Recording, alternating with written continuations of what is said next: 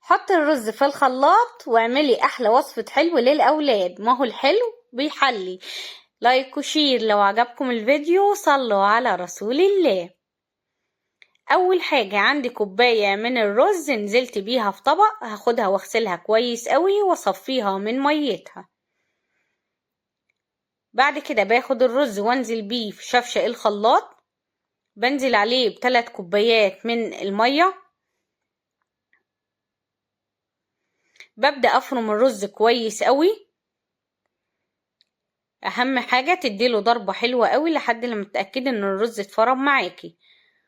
شايفين الجمال ده؟ نشا.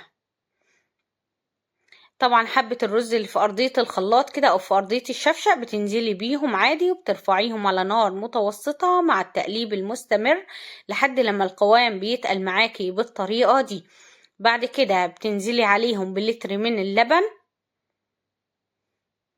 وبالمضرب بتبدأي تقلبي ده كله كويس قوي مع بعضيهم.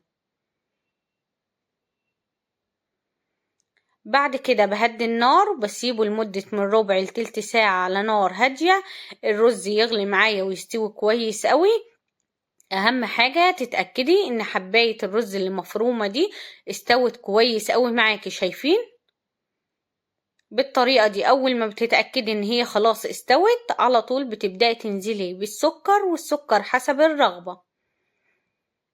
بعد كده بنزل كمان بكيس من الفانيليا بيديلها ريحة حلوة. بسيبها تاخد غلوتين على النار، وبعد كده بطفي النار عليها وابدأ ارفعها من على البوتاجاز.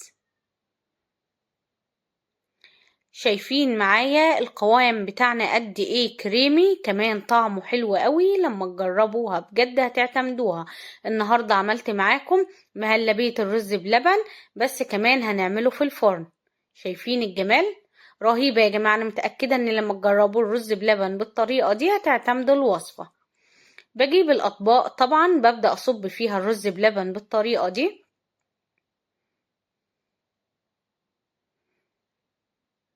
شايفين الجمال؟ بكمل طبعا غرف باقي الاطباق، وبعد كده هسيبهم على الرخامة لحد لما يبدأ الرز بلبن بتاعنا يبرد والوش بتاعه يتماسك. شايفين الجمال؟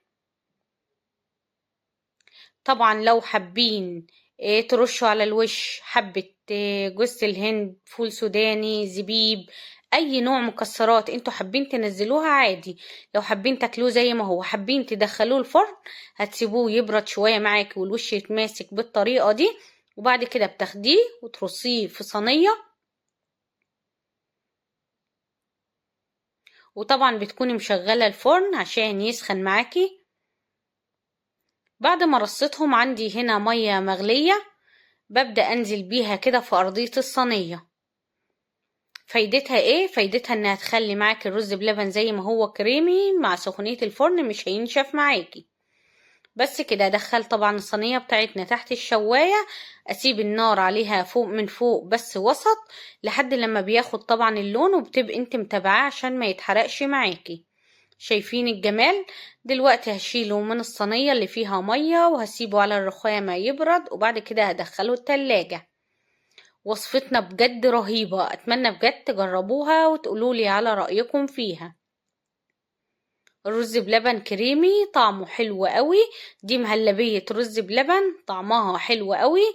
رز بلبن فرن لان دخلناه الفرن اخد وش الكرملة دي بيبقى طعمه حلو قوي. فاتمنى بجد وصفة النهاردة تكون عجبتكم وتجربوها وتقولولي على رأيكم فيها. لايك وشير لو عجبكم الفيديو. صلوا على رسول الله عليه افضل الصلاة والسلام، واستنوني في وصفات جاية كتير بإذن الله. أشوفكم على خير في وصفة جديدة.